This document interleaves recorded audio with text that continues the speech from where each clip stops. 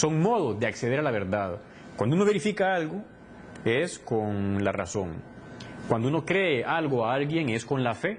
Es el conocimiento por fe, que puede ser fe humana o también fe divina. En el cuarto hace referencia, o se titula, la relación entre fe y razón. Es una breve historia de cómo se da la relación cristianismo y filosofía. Ahí va a hablar de los padres de la iglesia, de la Edad Media, de la época en que nacen las universidades bajo el seno de la Iglesia Católica, o sea, en la Baja Edad Media. También va a hablar de cuando se dio la separación entre fe y razón. Lo veremos un poquito más adelante. El quinto capítulo se titula Intervenciones del Magisterio en cuestiones filosóficas. O sea, cuando la Iglesia Católica ha intervenido para poner orden en temas de razón. Va a decir que la Iglesia no propone una filosofía propia, pero tiene el deber de intervenir cuando alguna filosofía va a dañar su mensaje o esa filosofía es incompatible con la fe. A la vez sabemos que la verdad no puede ser abarcada por una sola filosofía porque está hecha por humanos y nosotros somos criaturas limitadas. Y también el Papa ahí va a denunciar algunas corrientes más o menos actuales que llevan al error, por ejemplo el fideísmo, racionalismo, el modernismo agnóstico, el marxismo, el comunismo ateo, teología de liberación en clave marxista, y a la vez el peligro de que haya teólogos o sacerdotes que no usen la filosofía, porque eso es como una reducción y puede que uno caiga en un biblicismo.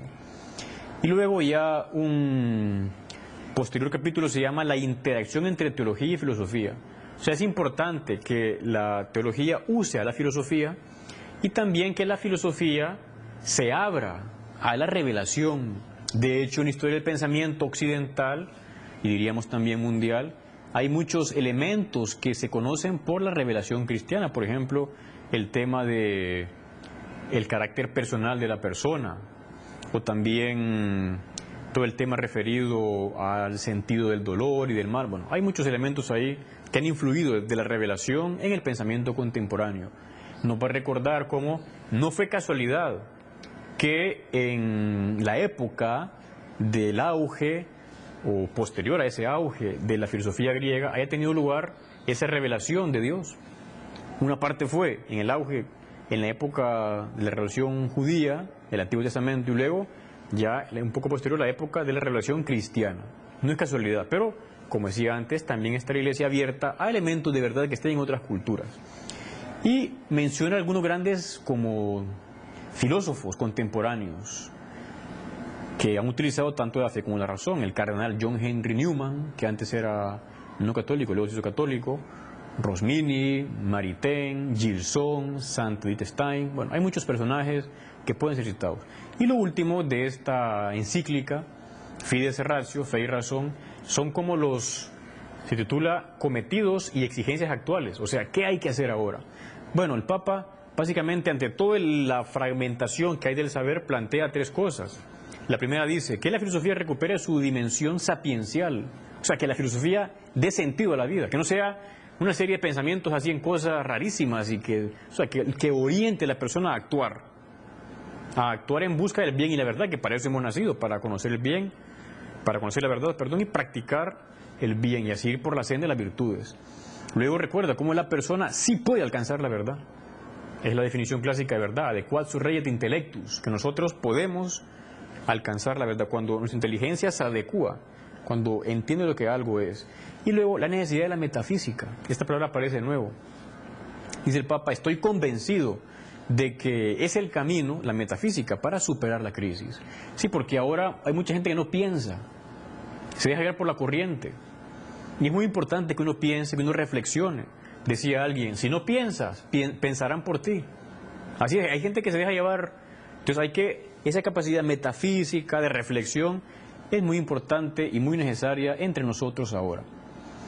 Bueno, con esto llegamos al final de la primera parte de este tema de hoy. Pasamos al segundo, que se llama etapas históricas del acceso a la verdad.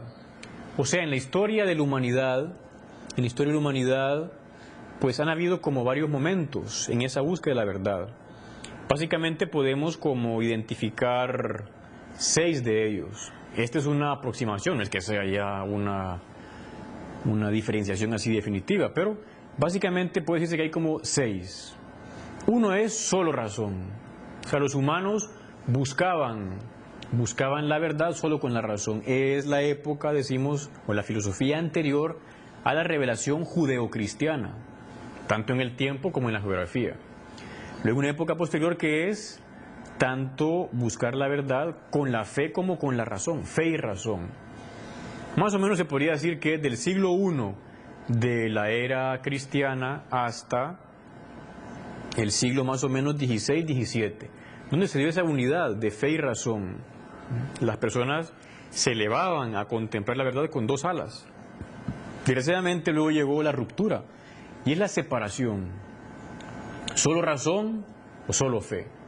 Bueno, eso lo veremos.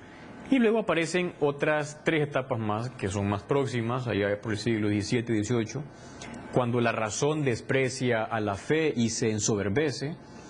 Luego, cuando la razón se avergüenza de sí, sobre todo por lo que generaron las guerras mundiales, los totalitarismos, porque la razón dice lo que he hecho sin la ética, sin la religión que me oriente. Y finalmente, la razón se debilita, es la época que estamos ahora. Mucha gente dice, no se puede conocer la verdad, no podemos, está debilitada. Bien, veremos un poco cada una de estas. Pasamos a la primera. Vamos a referirnos a esta primera división y es solo la razón, sin la fe, sin la revelación. ¿Cuándo ha sido esto? Digamos que, por ejemplo, los filósofos presocráticos griegos, filósofos anteriores a Sócrates, o sea, anteriores al siglo IV, V antes de Cristo. Luego ya se da ese apogeo, el culmen en la época de Sócrates, Platón y Aristóteles. Estamos en el siglo IV, año 300, más o menos 400 antes de Cristo. Y después en otros ambientes, en otras zonas geográficas, en la India, en China, hubo también pensadores ahí. Confucio, el mismo Buda, y un poco después, en un ámbito más latino, Cicerón, Séneca. O sea que solo con la razón las personas habían podido alcanzar la verdad. Pero pasamos a la segunda, que es fe y razón. Decimos que, a grandes rasgos, esto puede como identificarse del siglo I al siglo XVII. Vamos a decir que la revelación vino a liberar y a enriquecer a la filosofía precristiana.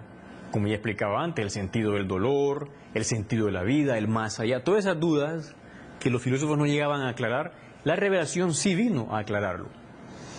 Ahí aparece una época como dorada, una época lindísima, que son los padres de la Iglesia.